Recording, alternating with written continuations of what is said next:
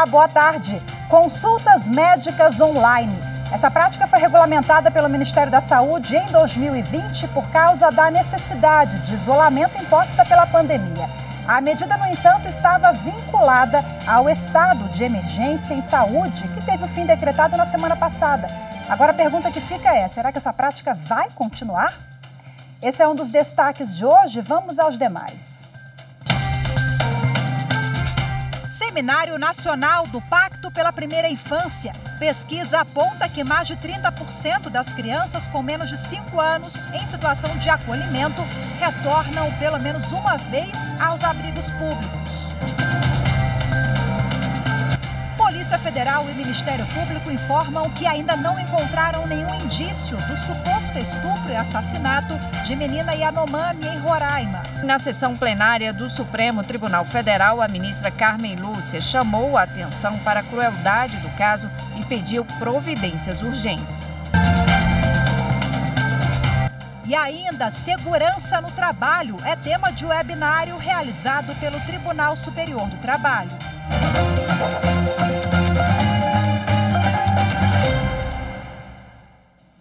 Hoje é o segundo dia do Seminário Nacional Pacto pela Primeira Infância, organizado pelo Conselho Nacional de Justiça. Pela manhã, pesquisadoras apresentaram o diagnóstico da primeira infância voltado para famílias acolhedoras e unidades de acolhimento. O serviço foi analisado com base no Sistema Nacional de Adoção. E um dado surpreendeu: mais de 30% das crianças adotadas retornam aos abrigos públicos. De acordo com os relatórios apresentados, em 2020, aproximadamente 30 mil crianças estavam em situação de acolhimento, 33% delas na primeira infância.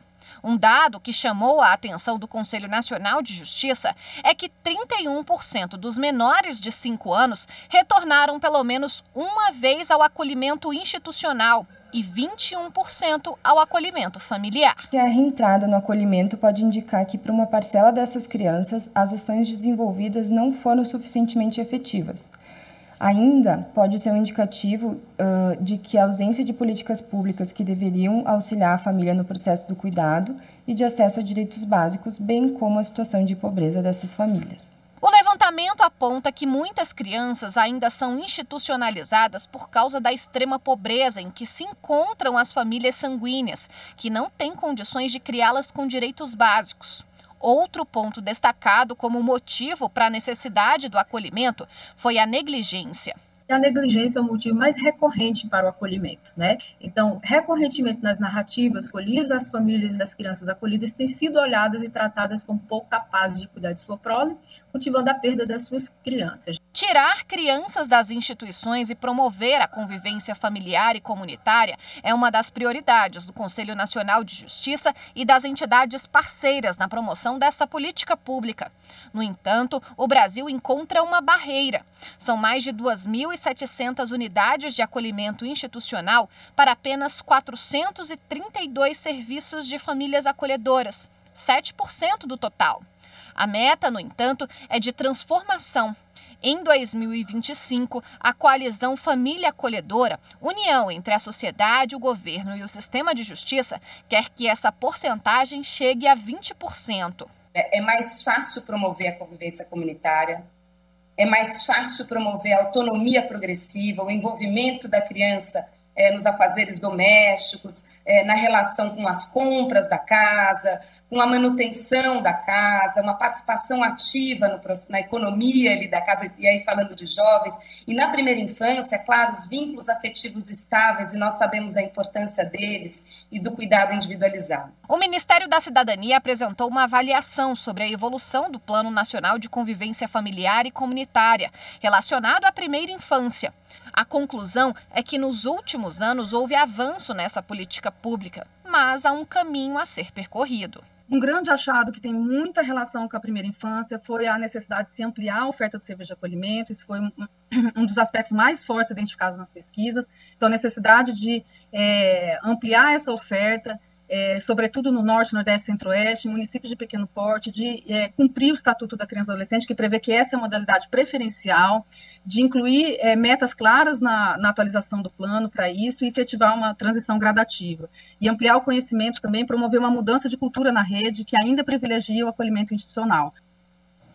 A Polícia Federal e o Ministério Público informaram que ainda não encontraram nenhum indício do suposto estupro e assassinato de uma menina Yanomami de 12 anos em Roraima.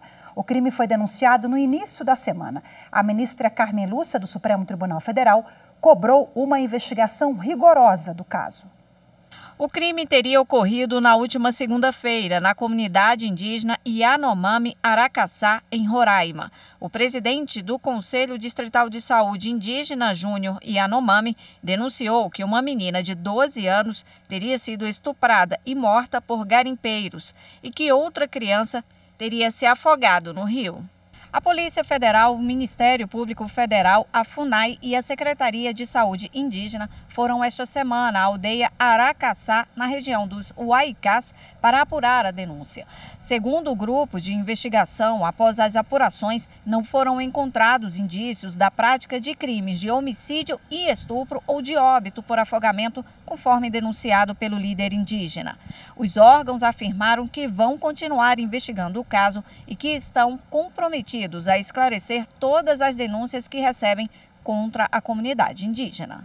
Ontem, na sessão plenária do Supremo Tribunal Federal, a ministra Carmen Lúcia chamou a atenção para a crueldade do caso e pediu providências urgentes. Ocorre que a violência e a barbárie praticada contra os indígenas estão ocorrendo há 500 anos. Não diferente a violência que vem ocorrendo, especialmente contra as mulheres no Brasil, de uma forma cada vez crescente. Parece que a civilização tem um significado apenas para um grupo de homens. Também na sessão de ontem, a vice-procuradora-geral da República, Lindora Araújo, informou que está acompanhando as investigações desse caso e combatendo o garimpo ilegal em terras indígenas para evitar novas tragédias. O Ministério Público já acionou a Justiça, reúne rotineiramente todas as instituições envolvidas com proteção do território indígena para que se concretizem as medidas no combate sistêmico ao garimpo. O presidente do Supremo Tribunal Federal e do Conselho Nacional de Justiça, ministro Luiz Fux, reforçou o trabalho do CNJ no combate aos crimes contra vulneráveis, como mulheres e indígenas. No momento que esse fato chegar aqui ao Supremo Tribunal Federal, ele terá a solução exemplar. Mas, enquanto isso, nós estamos, através do observatório, sugerindo medidas locais para que não se repitam esses fatos que destroem a imagem de um trabalho denso que nós temos feito para o combate ao feminicídio, a proteção das mulheres, os assédios, enfim, todos aqueles atos que anteriormente passavam sem importância e que agora têm uma significação especial para todos nós, homens quanto seres humanos. A Companhia de Saneamento de Sergipe tem imunidade recíproca reconhecida pelo Supremo Tribunal Federal. Ou seja, ela está isenta de pagar impostos federais que incidem sobre patrimônio, renda e serviços. O plenário do Supremo entendeu que a companhia preenche os requisitos para o reconhecimento do benefício, pois presta um serviço público sem concorrência. O relator do caso foi o ministro José Roberto Barroso. Durante o julgamento, ele frisou que, de acordo com o entendimento do STF, as estatais podem ter algumas prerrogativas próprias da Fazenda Pública, como a imunidade tributária recíproca. Para isso, são exigidos 3 requisitos: a prestação de serviço público, sem intuito de lucro e em regime de exclusividade, ou seja, sem concorrência. A Companhia de Saneamento de Serviço de Sergipe atende a essas exigências. Segundo o relator, a companhia é sociedade de economia mista estadual que presta serviços públicos essenciais de abastecimento de água potável, coleta e tratamento de esgotos sanitários. Além disso, sua atuação se dá de forma exclusiva em 71 dos 75 municípios do estado e 99% de seu capital social é proveniente do governo estadual. Barroso também explicou que, se a concessão da companhia for repassada à iniciativa privada, o benefício da imunidade tributária recíproca pode ser revisto e retirado. O ministro André Mendonça, do Supremo Tribunal Federal, marcou para a próxima terça-feira, às 11 horas, a audiência de conciliação entre a União e o Estado do Amazonas. O ministro busca conciliação sobre a redução do IPI, o Imposto sobre Produtos Industrializados, na Zona Franca de Manaus. Em uma ação no Supremo Tribunal Federal, o governador do Amazonas, Wilson Lima, ele pede a suspensão de decreto federal que reduz em 25% as alíquotas do IPI produzidos na Zona Franca de Manaus. O decreto da Presidência da República reduz a alíquota de IPI em relação aos produtos industrializados no território nacional, sem ressalvar os produtores baseados na Zona Franca de Manaus. A audiência será realizada no gabinete do ministro André Mendonça. No próximo bloco, vamos saber como ficam as consultas médicas pela internet com o fim do estado de emergência em saúde pública. A entrevista ao vivo aqui no estúdio é com o epidemiologista Wanderson de Oliveira, que também é secretário de Serviços Integrados de Saúde no Supremo Tribunal Federal. Até já. Meus parabéns a toda a equipe da TV Justiça.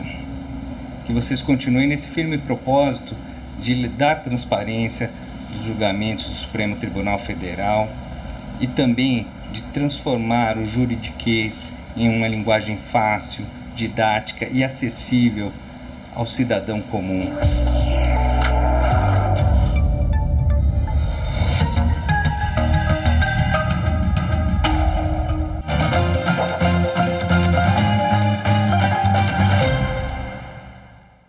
A Câmara dos Deputados aprovou nesta semana o projeto de lei que autoriza a prática da telesaúde. A proposta abrange todas as profissões regulamentadas da área. O texto agora ele vai ser enviado ao Senado Federal. Essa mudança atende uma demanda que se intensificou com a pandemia da Covid-19, que exigiu atendimento médico sem que os pacientes saíssem de casa. A telemedicina foi regulamentada pelo Ministério da Saúde em março de 2020, por causa da necessidade de isolamento imposta pela pandemia. A medida, no entanto, estava vinculada ao estado de emergência em saúde, que teve o fim decretado na semana passada. De acordo com o Ministério da Saúde, a realização de teleconsultas continua liberada e uma nova portaria deve atualizar a regulamentação para além do contexto da pandemia. A ideia é que essa portaria mantenha o serviço até a aprovação definitiva de um projeto de lei que tramita no Congresso Nacional. A proposta foi aprovada pela Câmara dos Deputados na última quarta-feira e seguiu para o Senado. A questão é uma antiga demanda de profissionais e pacientes. Esse projeto foi amplamente discutido conosco aqui no Ministério, com o Conselho Federal de Medicina, com as outras profissões de saúde, e já se chegou a um relatório, que é um relatório de boa qualidade, que coloca a estratégia de telesaúde dentro da Lei 8.080, que é o lugar onde deve estar. Enfim, saúde é um direito de todos e um dever do Estado, seja a saúde prestada da forma presencial, que nunca vai deixar de ser, seja a utilização de tecnologias da informação e comunicação de maneira remota. Segundo o texto aprovado na Câmara, os atos dos profissionais praticados pela telesaúde vão valer em todo o território nacional. Para prestar o serviço, será obrigatório o registro nos Conselhos Regionais de Medicina.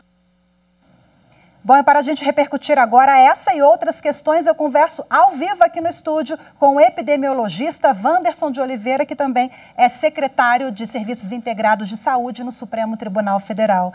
Oi, secretário, seja muito bem-vindo, um prazer conversar com o senhor. Prazer é todo meu, muito obrigado. Boa tarde. Bom, vamos lá. É uma tendência a telemedicina, nós vimos que ela foi realizada em virtude da necessidade, né, da pandemia imposta a partir de 2020, mas veio para ficar? Veio para ficar pela evolução tecnológica, pela experiência em outros países, e com a pandemia a gente conseguiu atingir populações remotas, ribeirinhas, e principalmente as pessoas que não podiam ir à unidade de saúde por algum motivo, mas que não eram casos de um hospital, casos mais complicados. A gente diminuiu o fluxo de pessoas doentes circulando e transmitindo, então eu acho que é um caminho sem volta. Mesmo com essa medida agora imposta pelo governo do fim do estado de emergência em saúde pública, acho que a essa altura do campeonato não dá para reverter esse processo, né?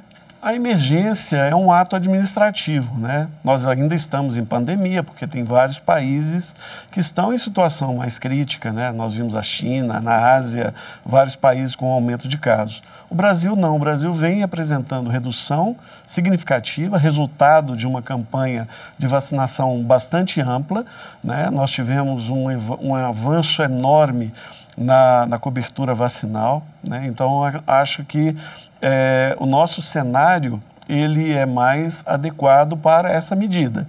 O Ministério tomou a medida. Alguns podem questionar o momento, poderia esperar mais um tempo e tal, mas eu não vejo este sendo o problema principal. Eu acho que o mais importante agora é fazermos das ações que nós utilizamos durante o enfrentamento da pandemia legados, como no caso da telesaúde. Né? Nós fizemos lá na época que eu estava ainda no Ministério da Saúde, a regulamentação a partir de uma lei da telemedicina, e o resultado disso agora é uma ampliação. Nós estamos falando de telesaúde, não mais só para o profissional médico, mas outras profissões, outras categorias. É óbvio que a gente tem que garantir a regulamentação, o exercício profissional correto, mas este vai ser um avanço principalmente para regiões que têm uma cobertura ainda baixa de profissionais. Democratizou o acesso, né, à saúde, sem dúvida. Exatamente. O acesso fica muito mais democratizado. Lembrando que é direito, está no texto do projeto de lei, é direito do cidadão escolher se ele quer ainda ter a consulta presencial. Então, isso está garantido pelo projeto de lei. Eu espero que isso avance dessa maneira, porque muitos querem ainda continuar. Não, eu não quero fazer uma consulta virtual, eu quero ir ao médico. É um direito do cidadão e aí eu acho que ela vem para complementar, não para substituir. Bom, até o dia 22 de maio nós estamos ali naquele processo de transição para o fim, digamos assim, oficial do estado de emergência. Mas é um ato administrativo e a gente tem que lembrar que a pandemia não acabou. Nós temos ainda 100 pessoas morrendo em média por dia. Eu quero aproveitar aqui o know-how do senhor, né, o senhor que esteve na condução da pandemia lá no início no Ministério da Saúde, agora aqui conosco. Quais são os cuidados que a gente tem que tomar ainda no dia a dia? Quais são as medidas que, assim como a telemedicina veio para ficar, quais são as outras? Bom, primeiro o uso de máscaras, né? Principalmente para as pessoas que têm algum nível de risco maior de caso fiquem doentes, de desenvolver complicações, né? Pessoas com imunossupressão, diabéticos, hipertensos, principalmente aqueles que não receberam a dose de reforço, né? Essas pessoas devem se cuidar, principalmente quando for ao banco, quando forem a locais de aglomeração. Né? Não precisa também virar uma celeuma. Nós temos que tornar o processo, a máscara, um objeto pessoal, de uso regular. A higienização das mãos é muito importante, não só para prevenir contra doenças respiratórias, lembrando que nós estamos no outono, daqui a pouco a gente entra no inverno, é o período do aumento de doenças respiratórias, naturalmente, a gente sempre tem. Então, possivelmente, a gente deva observar algum aumento, maior ou menor. Um outro aspecto importantíssimo é a vacinação. Então, juntando vacinação, uso de máscara, higienização das mãos e, obviamente, se a pessoa estiver fragilizada, evitar aglomerações, evitar ir para locais que lhe coloquem em risco. E quem estiver doente, ter o hábito de ficar em casa até a remissão dos sintomas, ou seja, até os sintomas desaparecerem. Cuidados básicos que não se prestam apenas para a Covid, mas para várias doenças respiratórias e também doenças que são transmitidas pelo contato, pela fala, pelo ar. Eu acho que isso a gente acabou amadurecendo um pouquinho, né? A gente como sociedade, a gente vem se cuidando mais e tendo uma consciência maior, que bom, né? Graças a Deus e também assim, apesar de virmos, né, um debate muito exacerbado, né, pessoas que, não, eu não acredito nisso, eu não acredito naquilo e tal, o brasileiro ainda assim aderiu concretamente à vacinação. E é por causa disso que nós estamos hoje podendo retirar máscaras em vários ambientes. Mas lembrando, unidades de saúde, aqui mesmo no nosso tribunal, né, no Supremo Tribunal Federal, dentro do ambiente da secretaria, da CIS, é obrigatório o uso de máscara. Por quê? Porque é um ambiente em que as pessoas vão procurar doentes. Então, o cuidado ali é de precaução, é para evitar que quem não esteja com aquele problema, mas esteja procurando serviço para uma outra causa, para uma consulta regular, por um problema que não tem a ver com a Covid, não se infecte se caso alguém com Covid esteja procurando serviço. Então, é um ato de bom senso, né? Então, valeria também para o transporte público, as pessoas poderem usar máscara no trajeto ali, estarem de máscara. Não custa nada, né? Não custa nada. Então, são hábitos pequenos, mudança de comportamento. E custa muito para a sociedade, né? Muito bom. Muito. Então, eu acho que é por aí. Nesse sentido, esses são legados. Que bom, muito obrigada pela participação aqui ao vivo. Conversei com o senhor agora pessoalmente pela primeira vez, a gente vinha falando só online, né? Obrigada, parabéns pela condução dos trabalhos aqui, viu? Até a próxima. Parabéns, obrigado. E você vai ver a seguir no próximo bloco, Segurança no Trabalho é tema de webinário realizado pelo Tribunal Superior do Trabalho. Os detalhes daqui a pouquinho, voltamos já.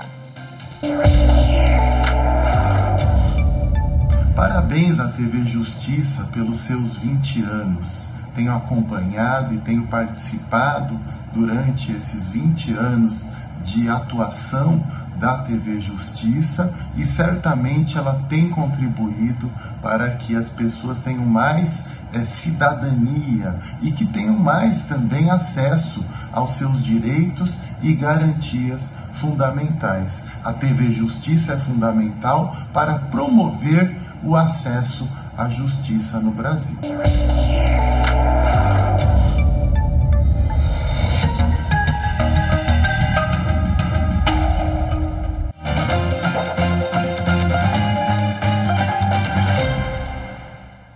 O Tribunal Superior do Trabalho promoveu o webinário Abril Verde 2022, construindo uma cultura positiva de saúde e segurança do trabalho. O evento marcou o Dia Nacional em memória das vítimas de acidente do trabalho.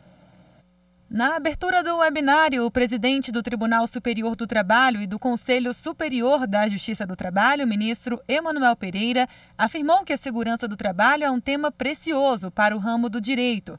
Segundo ele, a Justiça do Trabalho não deve apenas reprimir eventuais desrespeitos à legislação, mas buscar medidas efetivas destinadas à prevenção de acidentes de trabalho. E os reflexos negativos desta falta de cuidado com um ambiente seguro para o trabalho e, por que não dizer, de verdadeiro desrespeito à dignidade humana, não se restringem aos eventuais muros da empresa e devem ser vistos com rigorosa preocupação e necessária amplitude.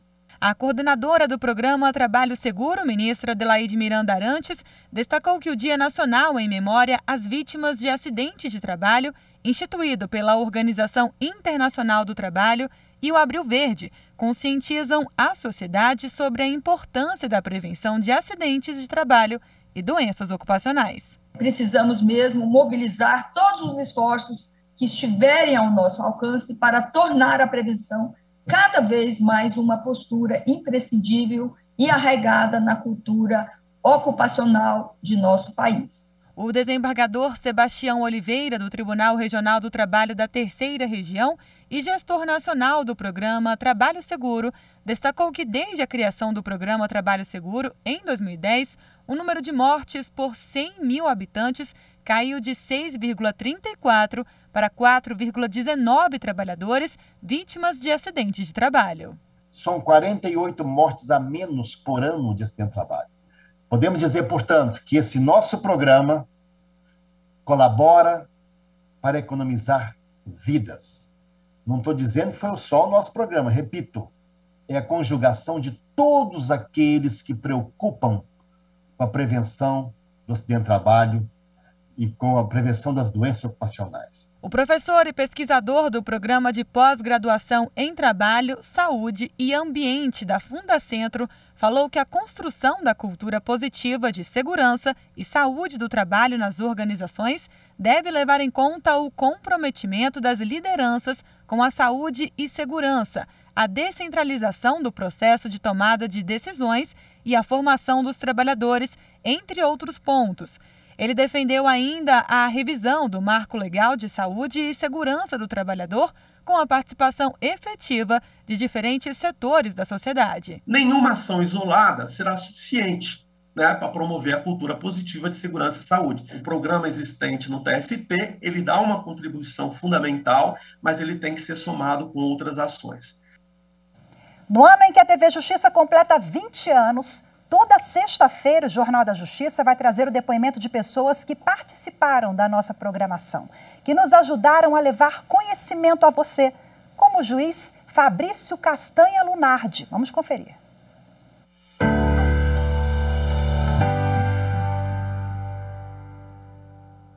Para mim foi uma grande alegria e uma grande honra poder participar desses 10 anos da TV Justiça, porque acredito que a TV Justiça tem uma importância fundamental para o judiciário e para toda a sociedade, seja em termos de prestação de contas, ou em razão do seu caráter informativo, ou para o próprio exercício da cidadania.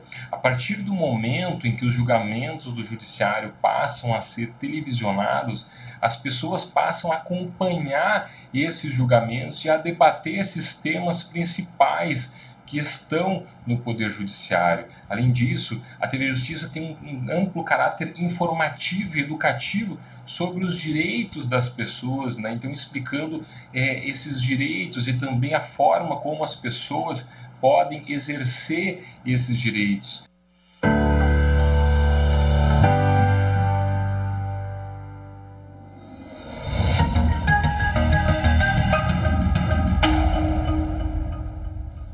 O Jornal da Justiça, primeira edição de hoje, fica por aqui. Muito obrigada pela sua companhia. Ótimo fim de semana. A gente termina a edição de hoje com imagens ao vivo da Praça dos Três Poderes aqui em Brasília. Dia de sol, sexta-feira de sol forte aqui no DF. Imagens de Harry Góes e Benício Tavares. Obrigada pela companhia. Até segunda. Tchau, tchau.